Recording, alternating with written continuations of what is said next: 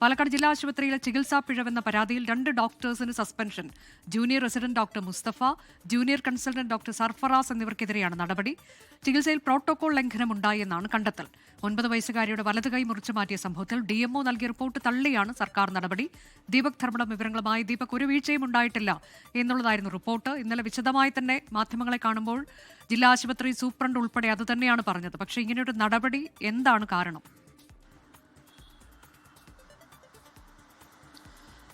അനുജ, ഇതിൽ ഏറ്റവും പ്രധാനപ്പെട്ട കാര്യം ഈ 9 വയസ്സുകാരിയായ പാലക്കാട് പല്ലശനയിലെ ആ കുട്ടിയുടെ വലത് കൈ മുറിച്ച സംഭവത്തിൽ ഒരു ലംഘനവും ചികിത്സാ പിഴവും ഉണ്ടായിട്ടില്ല എന്നുള്ളതായിരുന്നു DMOവിൻ്റെ റിപ്പോർട്ട്.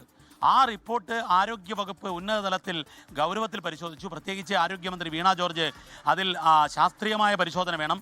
അങ്ങനെ ഫയൽ വിളിപ്പിച്ച് പരിശോധിച്ചപ്പോഴാണ് ഇതിൽ പ്രോട്ടോകോൾ ലംഘനം കണ്ടത്.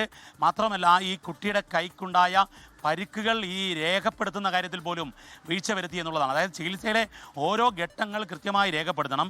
ചതവ് കണ്ടാൽ, അത് കഴിഞ്ഞാൽ മുറിവ് കണ്ടാൽ, മുറിവിൽ സ്വെല്ലിംഗ് ഉണ്ടായാൽ ഇതെല്ലാം തന്നെ രേഖപ്പെടുത്തേണ്ടതാണ്. പക്ഷേ അത് രേഖപ്പെടുത്തിയില്ല എന്നുള്ളതാണ് ഇതിൽ പ്രോട്ടോകോൾ ലംഘനം. അതായത് ചികിത്സയിൽ പിഴവ് സംഭവിച്ചു എന്നുള്ളതിൻ്റെ പേരിലാണ് ഈ 2 പേരെ, മുസ്തഫയും അതുപോലെ സർഫറാസിനെയും 2 ഡോക്ടേഴ്സിനെയും സസ്പെൻഡ് ചെയ്തിരിക്കുന്നത്. പക്ഷേ എന്നാൽ അവിടുത്തെ സൂപ്രണ്ട് അതുപോലെ DMO എല്ലാം സർക്കാരിലേക്ക് അയച്ച റിപ്പോർട്ട് എല്ലാം ശുഭകരമാണ്, ഒന്നും സംഭവിച്ചിട്ടില്ല, ആ ഡോക്ടേഴ്സിന് തെറ്റുപറ്റിയിട്ടില്ല എന്നുള്ളതാണ്. പക്ഷേ DHS തലത്തിൽ അതിലൊരു പരിശോധന നടക്കുന്നു. അതിൽ ആരോഗ്യമന്ത്രി വീണ ജോർജ് തന്നെയാണ് മുൻകൈയെടുത്തത്. അതിൽ കൃത്യമായ ചട്ടലംഘനം, ചികിത്സാ ചട്ടങ്ങളുടെ ലംഘനം കണ്ടെത്തി.